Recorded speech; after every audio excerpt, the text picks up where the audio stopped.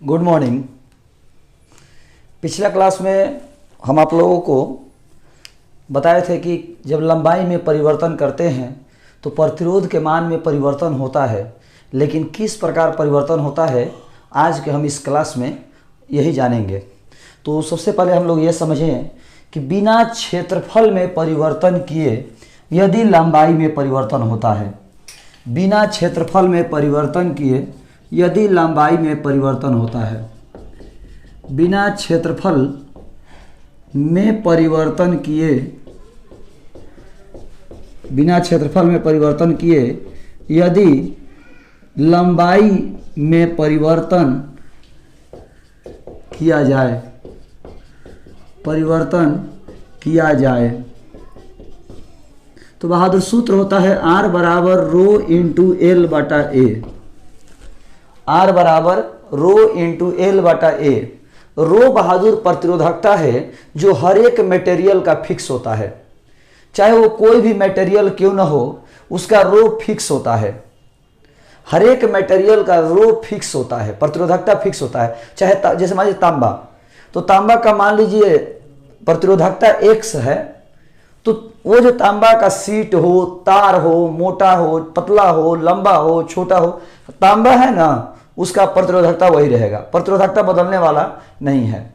प्रतिरोधकता तब ही बदलेगा जब आप मटेरियल बदलते हो।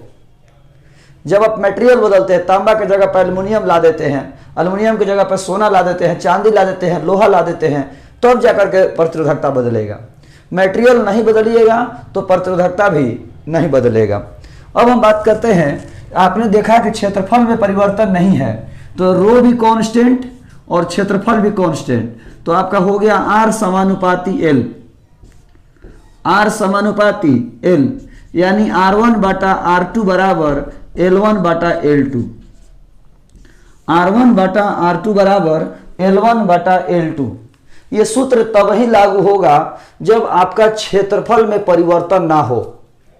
यदि आप लंबाई में परिवर्तन करते हैं लेकिन क्षेत्रफल में परिवर्तन ना हो तो इस सूत्र का इस्तेमाल होगा। सवाल है कि सर कब ऐसा होगा? जैसे हम बात करते हैं, कोई तांबा का तार है जिसकी लंबाई है 10 मीटर और प्रतिरोध है 4 ओम। यदि कोई तांबा का तार है जिसकी लंबाई है 10 मीटर और प्रतिरोध है 4 ओम, तो कोई प्रश्न पूछेगा कि यदि तांबा के तार की लंबाई आधी कर दी जाए, काट के आधी कर दी जाए, तो प्रत्येक टुकड़े का प्रतिरोध कितना होगा? तो 2-2 ओम हो जाएगा। जब लंबाई आधा तो प्रतिरोध भी आधा। यदि लंबाई 10 मीटर है तो प्रतिरोध 4 ओम है, तो यदि लंबाई आधा कर दिया जाए यानी 5-5 मीटर कर दिया जाए तो प्रत्येक टुकड़े का प्रतिरोध भी आधा आधा हो जाएगा, 2 ओम 2 ओम हो जाएगा। यदि मान लीजिए लंबाई हम कह दे कि 30 मीटर है, 10 मीटर का प्रतिरोध 4 ओम है, तो 30 मीटर का प्रतिरोध कितना होगा? तो 12 ओम होगा इस रूल के अनुसार। यानी कुल मिलाकर यह सूत्र तब ही लागू होगा जब क्षेत्रफल में परिवर्तन नहीं होगा। लेकिन सवाल है कि सर यदि क्षेत्रफल में भी परिवर्तन हो, यदि क्षेत्रफल में भी परिवर्तन हो तब हम कैसे सॉल्व करेंगे? तो ध्यान दीजिएगा, यदि क्षेत्रफल में परिवर्तन हो तब हम कैसे सॉल्व करेंगे। बहादुर, चूंकि सूत्र होता है, चूंकि हम जानते हैं कि R बराबर रो इंटू एल बटा ए, R बराबर रो इंटू एल बटा ए। यदि हम खींच करके लंबाई में परिवर्तन करें, यदि तार को खींच करके लंबाई में परिवर्तन किया जाए, खींच करके लंबाई में परिवर्तन किया जाए, तो बहादुर R1 बराबर रो इंटू L1 बटा A1। जब खींच करके लंबाई में परिवर्तन करेंगे तो तार का क्षेत्रफल भी बदलेगा। जब खींचेंगे हम तो तार पतला होगा, लंबाई बढ़ेगा तो क्षेत्रफल कम होगा, तार पतला होगा। लंबाई बढ़ेगा तो क्षेत्रफल कम होगा, तार पतला होगा। तो बहादुर R1 बराबर रो इंटू L1 बटा A1, R1 बराबर रो इंटू L1 बटा A1, L1 बटा A1, लंबाई L1 हो गया, क्षेत्रफल A1 हो गया।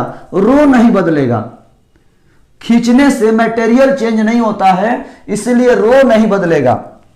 पुनः R2 बराबर रो इंटू L2 बटा A2, R2 बराबर रो इंटू L2 बटा A2।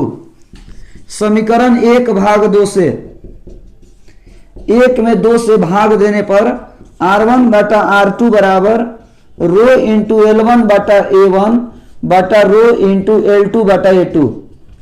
रो से रो कटेगा, A2 चला जाएगा ऊपर, तो सूत्र हो जाएगा R1 बटा R2 बराबर L1 बटा L2 गुना A2 बटा A1,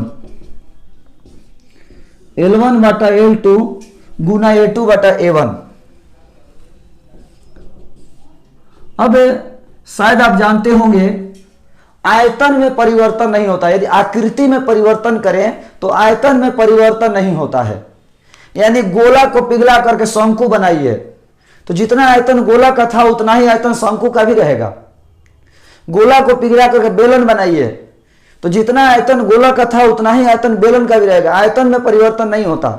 तो स्वाभाविक सी बात है, खींचेंगे भी तो आयतन में परिवर्तन नहीं होगा। यानी यदि पहले आयतन A1 L1 था और अभी आयतन A2 L2 हो गया तो परिवर्तन नहीं होगा। बात को समझिए। यह सूत्र कहां से आया? क्षेत्रफल गुना लंबाई बराबर आयतन, क्षेत्रफल गुना लंबाई बराबर आयतन। तो पहले यदि आयतन A1 L1 था और अब खींचने के बाद आयतन A2 L2 हो गया, फिर भी दोनों बराबर ही रहेगा, क्योंकि आयतन में परिवर्तन नहीं होता है। पहले यदि आयतन A1 L1 था और अब आयतन A2 L2 हो गया तो आयतन में परिवर्तन नहीं होगा, इसलिए दोनों बराबर ही रहा। तो बहादुर L1 बटा L2 बराबर A2 बटा A1, L1 बटा L2 बराबर A2 बटा A1। अब हम ऐसा करते हैं, समीकरण 3 में A2 बटा A1 के जगह पर L1 बटा L2 रखने जा रहे हैं। समीकरण 3 से R1 बटा R2 बराबर L1 बटा L2 गुना L1 बटा L2, R1 बटा R2 बराबर L1 बटा L2 का होल स्क्वायर, R1 बटा R2 बराबर L1 बटा L2 का होल स्क्वायर। A2 बटा A1 के जगह पर हम L1 बटा L2 रख दिए तो L1 बटा L2 का होल स्क्वायर हो गया। सवाल है कि सर आखिर A2 बटा A1 के जगह पर L1 बटा L2 ही क्यों रखे? L1 बटा L2 के जगह पर भी तो A2 बटा A1 रख सकते हैं। तो जी हाँ बहादुर, रख सकते हैं। चलिए रख के देखते हैं। R1 बटा R2 बराबर A2 बटा A1 गुना A2 बटा A1। तो R1 बटा R2 बराबर A2 बटा A1 का होल स्क्वायर, R1 बटा R2 बराबर A2 बटा A1 का होल स्क्वायर, R1 बटा R2 बराबर A2 बटा A1 का होल स्क्वायर। शायद आप समझ रहे होंगे। क्षेत्रफल के बारे में कुछ लोग कंफ्यूज होते हैं। यहां पर क्षेत्रफल ये वाला है, अनुप्रस्थ काट का क्षेत्रफल।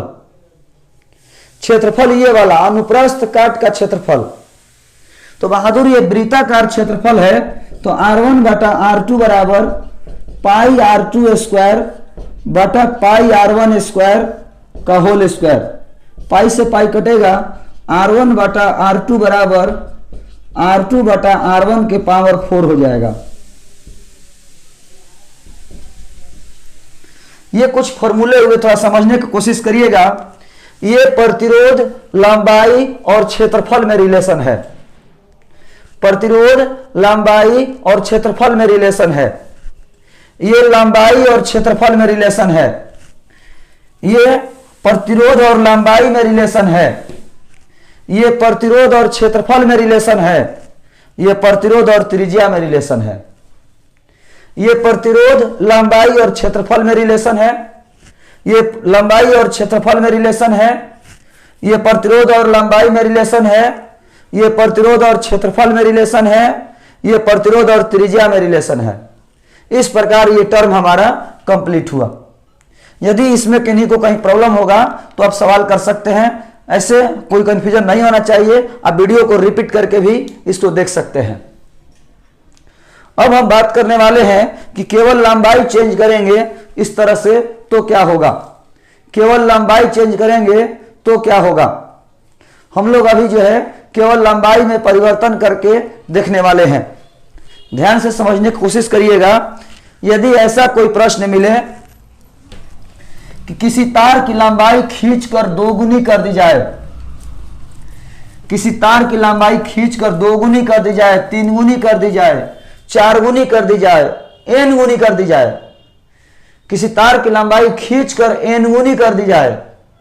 ध्यान दीजिए, तो जैसे मान लीजिए, माना L1 बराबर L और L2 बराबर N इंटू L। मान लिया कि L1 बराबर L और L2 बराबर N गुना L, N गुनी कर दी जाए, N गुना, तो N इंटू L। तो इस सूत्र में डालिए तो समीकरण 5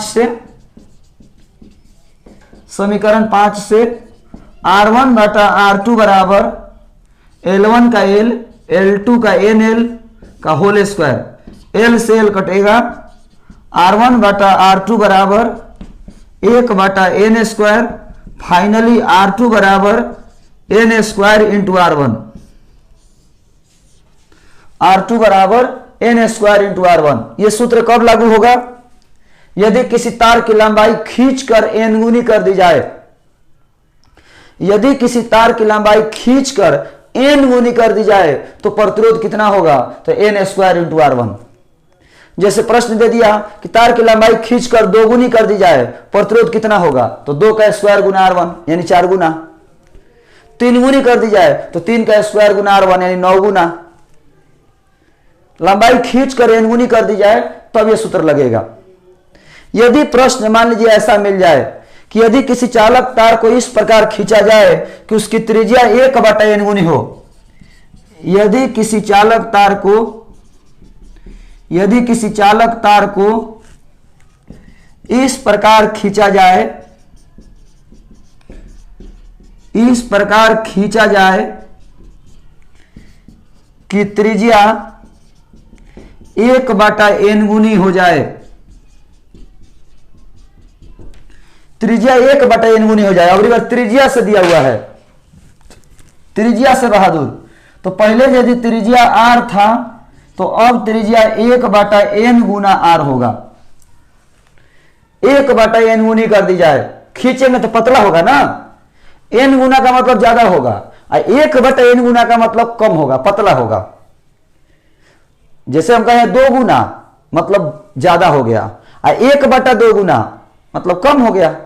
तो 1 बटा N गुनी कर दी जाए मतलब कम हो जाए।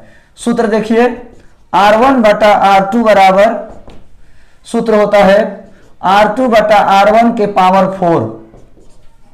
तो R1 बटा R2 बराबर, R2 के जगह पर R बटा N, R1 के जगह पर R के पावर 4। एक बार से R कटेगा, R1 बटा R2 बराबर 1 बटा N के पावर 4, फाइनली R2 बराबर N के पावर 4 इंटू R1। R2 बराबर N के पावर 4 इंटू R1। यदि त्रिज्या 1 बटा N गुनी कर दी जाए तो आपका R2 बराबर N के पावर 4 गुना R1। अब यहां पर कुछ लोग अभी भी कंफ्यूज रहते हैं। जैसे हम प्रश्न पूछ दें कि यदि किसी चालक तार को इस प्रकार खींचा जाए, यदि किसी चालक तार को इस प्रकार खींचा जाए कि उसकी त्रिज्या आधी हो जाए, यानी R2 जो है R/2 हो जाए, आधी हो जाए, आधी हो जाए। आधी का मतलब हुआ R2 बराबर 1 बटा 2 गुना R, आधी हो जाए। तो N का मान कितना रखेंगे? N का मान यहां कितना रखेंगे? तो बहुत से लोग रख देते हैं 1 बटा 2, बहुत से लोग रख देते हैं 1 बटा 2। लेकिन याद रहे बहादुर, n का मान 1/2 नहीं होगा। n वही होता है जो 1 के बाटा में रहता है। 1 के जो बाटा में है वो n है। 1 के जो बाटा में है वही n है। 1 के जो बाटा में है वही n है। तो यहां पर 1 के बाटा में 2 है, मतलब n के जगह पर 2 रखेंगे। n के जगह पर 2 रखेंगे बहादुर। इसी तरह से क्वेश्चन पूछ दिया जाए कि यदि किसी चालक तार की लंबाई खींचकर 5/7 गुनी कर दी जाए, सर लंबाई नहीं, त्रिज्या। यदि किसी चालक तार को इस प्रकार खींचा जाए कि त्रिज्या 5/7 गुनी हो जाए, इस प्रकार खींचा जाए कि त्रिज्या 5/7 गुनी हो जाए, तो n का मान कितना रखेंगे? तो n बहादुर वही होता है जो 1 के बाटा में होता है। तो 1 के बाटा में यानी 5/7 को हम लिख सकते हैं 1/7/5 अगुना में r। 1/7/5 गुना में r। 1/7/5 गुना में r, यानी 1 के जो बाटा में है वही n है। 1 के जो बाटा में है वही n है। तो 1/7/5 ये आपका आंसर होगा। यानी n की जगह पर हम 7/5 रखेंगे। ये जरूर याद रखिएगा, त्रिज्या वाले केस में 1 के जो बाटा में रहता है वही n होता है। त्रिज्या वाले केस में 1 के जो बाटा में रहता है वही n होता है। अब इसमें का तीसरा केस देखिए। अब इसमें का आप लोग तीसरा केस देखिए। एक प्रश्न है कि जैसे ये कोई चालक तार है, ध्यान दीजिएगा, जैसे ये कोई चालक तार है, इस प्रकार ये कोई चालक तार है, इसको 4 बराबर टुकड़ों में काट करके समानांतर क्रम में एक साथ जोड़ दिए। इस तरह से 4 बराबर टुकड़ों में काट के इस तरह से जोड़ दिए, ऐसे इधर ऐसे ऐंठ दिए, इधर ऐसे ऐंठ दिए, 4 बराबर टुकड़ों में काट के जोड़ दिए। तो इसमें क्या क्या बदला? तो 4 बराबर टुकड़ों में काट दिए तो लंबाई तो 1/4 हो गया, लंबाई 1/4 हो गया, लेकिन क्षेत्रफल जो है ना ये सामने वाला 4 गुना हो गया। क्षेत्रफल जो है सामने वाला ये 4 गुना हो गया। जब 4 बराबर टुकड़ों में काट के हमने जोड़ दिया तो लंबाई 1/4 हो गया, लेकिन क्षेत्रफल 4 गुना हो गया। बात को समझिए, लंबाई जैसे पहले l था तो अब हो जाएगा 1/4l, और क्षेत्रफल यदि पहले a था तो अब हो जाएगा 4 गुना a। लंबाई 1/4 हो गया और क्षेत्रफल n गुना हो गया, यानी 4 गुना हो गया। इसी प्रकार यदि 4 है तो 1/4 और n गुना होगा तो 1/n, और ये आपका n गुना a। लंबाई भी बदलेगा और क्षेत्रफल भी बदलेगा। लंबाई कम होगा और क्षेत्रफल ज्यादा होगा। लंबाई कम होगा और क्षेत्रफल ज्यादा होगा। सूत्र पढ़े हैं, R1/R2 बराबर L1/L2 गुना A2/A1। तो R1/R2 बराबर L1 का मान L, L2 का मान 1/n गुना L, A2 का मान n गुना A बटा में A। L से L कटेगा, A से A कटेगा, n चला जाएगा ऊपर, n गुना n स्क्वायर, यानी R1/R2 बराबर n स्क्वायर, R2 बराबर R1/n स्क्वायर, R2 बराबर R1/n स्क्वायर। इस सूत्र से हम निकाल सकते हैं। प्रश्न पूछेगा कि यदि किसी चालक तार का प्रतिरोध 16 ओम है, किसी चालक तार का प्रतिरोध कितना दे दिया? 16 ओम है, उसको 4 बराबर टुकड़ों में काट करके समानांतर क्रम में जोड़ दिया जाए। 4 बराबर टुकड़ों में काट करके समानांतर क्रम में जोड़ दिया जाए तो कुल प्रतिरोध कितना होगा? तो n का मान 4 टुकड़ा दे दिया, तो सूत्र हो जाएगा 16/4 का स्क्वायर, 16/4 का स्क्वायर, तो 4 का स्क्वायर 16 हो गया, 16/16 1 ओम हो जाएगा आंसर। इस प्रकार ये जो टॉपिक हमने आपको बताया न्यूमेरिकल के लिए इंपॉर्टेंट है। न्यूमेरिकल इस पर पूछता है, ऑब्जेक्टिव थ्योरी में तो नहीं पूछेगा कभी। ये जो टॉपिक हमने बताया न्यूमेरिकल पूछेगा, थ्योरी में कभी नहीं पूछेगा। यदि कहीं दिक्कत हो तो आप सवाल कर सकते हैं, यदि किन्हीं को प्रॉब्लम हो तो आप सवाल कर सकते हैं, थ्योरी में कहीं प्रॉब्लम होगा तो आप सवाल कर सकते हैं। इससे थ्योरी पूछेगा, न्यूमेरिकल कभी नहीं, सॉरी न्यूमेरिकल पूछेगा, थ्योरी कभी नहीं पूछेगा। न्यूमेरिकल पूछेगा, थ्योरी कभी नहीं पूछेगा। अब हम नए टॉपिक की बात करते हैं। हम लोग पढ़े हुए थे प्रतिरोध को प्रभावित करने वाले कारक, यानी प्रतिरोध किस पर निर्भर करता है। प्रतिरोध किस पर निर्भर करता है? तो प्रतिरोध लंबाई पर निर्भर करता है, प्रतिरोध प्रकृति पर निर्भर करता है, प्रतिरोध क्षेत्रफल पर निर्भर करता है। अगला टर्म है प्रतिरोध ताप पर निर्भर करता है। प्रतिरोध ताप पर निर्भर करता है। तो प्रतिरोध ताप पर निर्भर करता है, तो तापमान बदलने से प्रतिरोध कैसे बदलेगा? तापमान बदलने से प्रतिरोध किस प्रकार बदलेगा? प्रतिरोध पर तापमान किस प्रकार प्रभाव डालता है, हम लोग यही पढ़ने वाले हैं।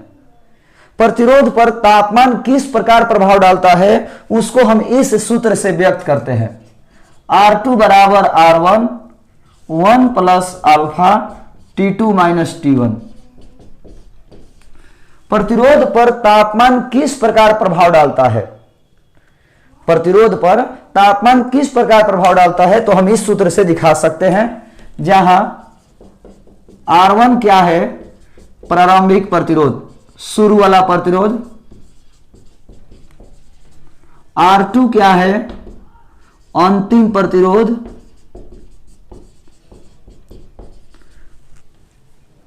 T1 क्या है?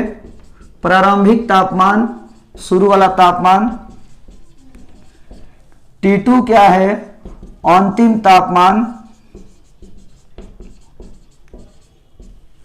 अल्फा क्या है? प्रतिरोध तापक्रम गुणांक। प्रतिरोध तापक्रम गुणांक इसका होता है मात्रक डिग्री सेल्सियस इनवर्स। प्रतिरोध तापक्रम गुणांक कभी कभी मात्रक पूछा जाता है डिग्री सेल्सियस इनवर्स। प्रतिरोध तापक्रम गुणांक का मान डिग्री सेल्सियस इनवर्स। अब हम इसी सूत्र को हम ऐसे लिख सकते हैं, R2 बराबर R1 plus R1 alpha T। R2 बराबर R1 plus R1 alpha T। R2 बराबर R1 plus R1 alpha T। तापमान में अंतर को हमने T से लिख दिया। और बहादुर समझिएगा, प्रतिरोध हमेशा प्लस होता है। प्रतिरोध हमेशा प्लस होता है। तापमान में अंतर चूंकि बढ़ा के निकाले हैं तो यह भी प्लस होगा। तापमान को बढ़ाते हुए एक्सपेरिमेंट कर रहे हैं तो यह भी प्लस होगा। बच गया अल्फा। अल्फा बहादुर प्लस भी होता है, माइनस भी होता है, शून्य भी होता है। जब अल्फा प्लस होगा तो प्लस गुना प्लस प्लस, प्लस गुना प्लस प्लस, यानी टोटल R1 में जुटेगा। टोटल R1 में कुछ जुटेगा। जब अल्फा प्लस होगा तो R1 में कुछ जुटेगा और तब जाके R2 मिलेगा, यानी R2 बढ़ जाएगा, अंतिम प्रतिरोध बढ़ जाएगा। जब अल्फा प्लस होगा तो हमारा प्रारंभिक प्रतिरोध में कुछ जुटेगा। प्रारंभिक प्रतिरोध में कुछ जुटेगा तब जाके R2 मिलेगा, यानी R2 यानी अंतिम प्रतिरोध का मान बढ़ जाएगा। अंतिम प्रतिरोध का मान बढ़ जाएगा। यदि अल्फा का मान माइनस रखा जाए, यदि अल्फा का मान माइनस रखा जाए तो plus minus minus, minus plus minus, यानी यहां पर R1 में कुछ घट जाएगा। R1 में से कुछ घटने के बाद R2 मिलेगा। R1 में से कुछ घटने के बाद R2 मिलेगा, यानी प्रतिरोध कम हो जाएगा। प्रतिरोध कम हो जाएगा। यदि अल्फा प्लस में हो तो प्रतिरोध का मान बढ़ जाएगा। अल्फा का मान यदि प्लस में हो तो प्रतिरोध बढ़ जाएगा, लेकिन अल्फा का मान माइनस में हो तो प्रतिरोध घट जाएगा। यदि अल्फा का मान 0 रखा जाए, अल्फा का मान 0 रखा जाए तो R2 बराबर हो जाएगा R1, क्योंकि ये सब तो 0 हो गया।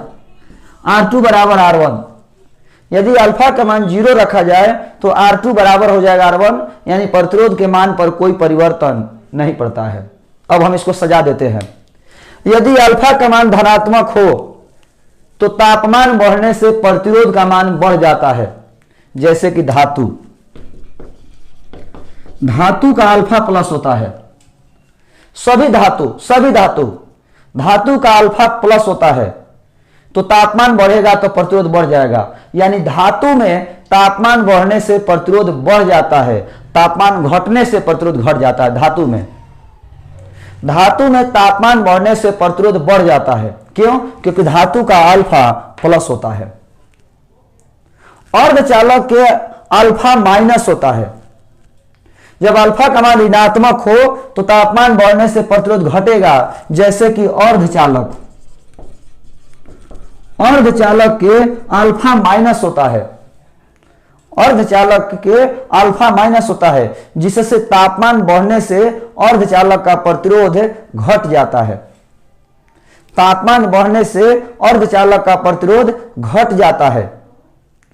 कार्बन, बिस्मथ, जर्मेनियम, सिलिकॉन, इन सबके अल्फा ऋणात्मक होते हैं, जिससे तापमान बढ़ने से प्रतिरोध घट जाता है। यदि अल्फा का मान 0 हो तो तापमान बढ़ने से प्रतिरोध के मान पर कोई प्रभाव नहीं पड़ता है। यदि अल्फा 0 हो तो तापमान बढ़ने से प्रतिरोध के मान पर कोई प्रभाव नहीं पड़ता है।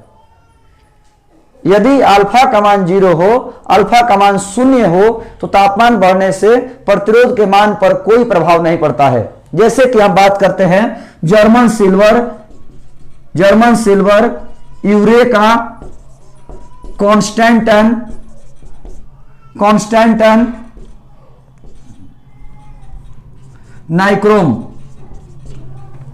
नाइक्रोम, ये सब ऐसे मटेरियल हैं जिनके अल्फा का मान 0 होता है, और अल्फा का मान 0 होगा तो तापमान बढ़ने से प्रतिरोध के मान पर कोई प्रभाव नहीं पड़ेगा।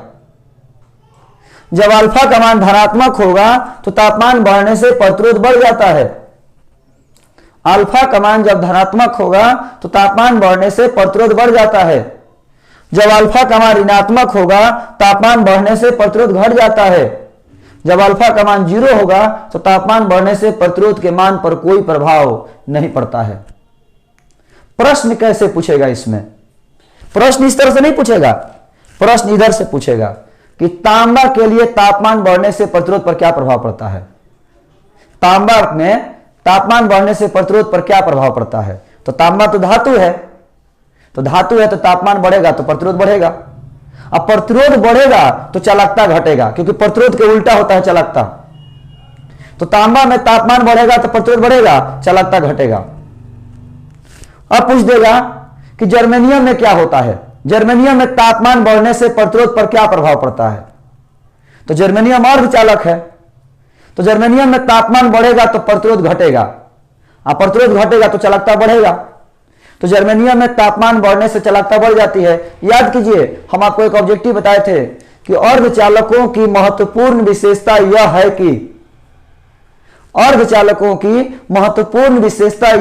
कि तापमान बढ़ने से चालकता बढ़ जाती है। अर्धचालकों की महत्वपूर्ण विशेषता यह है कि तापमान बढ़ने से चालकता बढ़ जाती है। तो जर्मेनियम अर्धचालक है, तो अल्फा ऋणात्मक है, तो तापमान बढ़ेगा तो प्रतिरोध घटेगा, और प्रतिरोध घटेगा तो चालकता बढ़ेगा। और ये कुछ ऐसे मटेरियल हैं जिनके अल्फा का मान 0 होता है, जिससे तापमान बढ़ने से इनके प्रतिरोध पर कोई प्रभाव नहीं पड़ता है। प्रश्न पूछता है कि हीटर में नाइक्रोम के तार का उपयोग किया जाता है, क्यों? हीटर में नाइक्रोम के तार का उपयोग किया जाता है, क्यों? तो बहादुर, नाइक्रोम हीटर एक ऊष्मीय यंत्र है।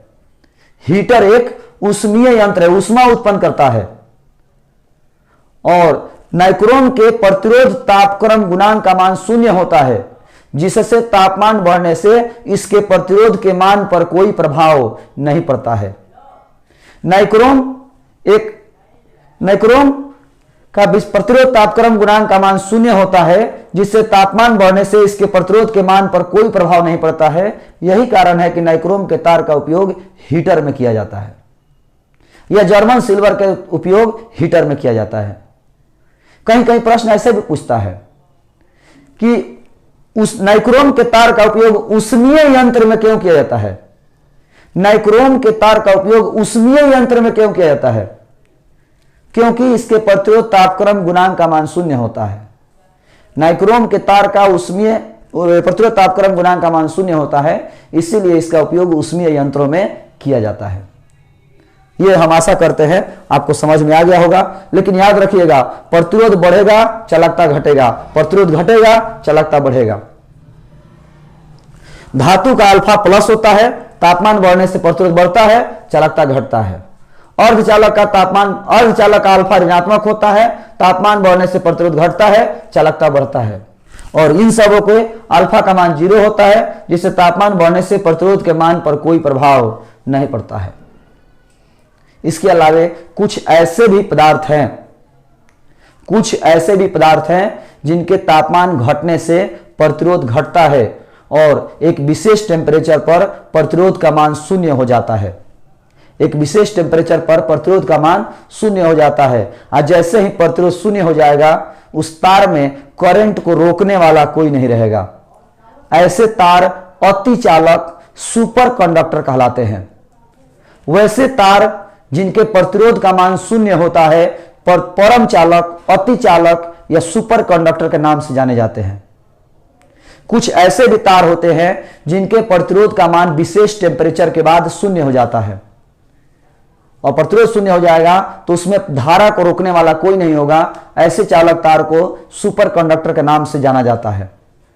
सवाल आ सकता है कि सर कौन सा ऐसे मटेरियल है? तो बहादुर, ऐसे मटेरियल का आविष्कार चल रहा है। भारत में बेंगलोर में इसका सेंटर बनाया गया है। पूरी दुनिया में इस पर काम चल रहा है कि सुपर कंडक्टर का खोज किया जाए, सुपर कंडक्टर का आविष्कार किया जाए।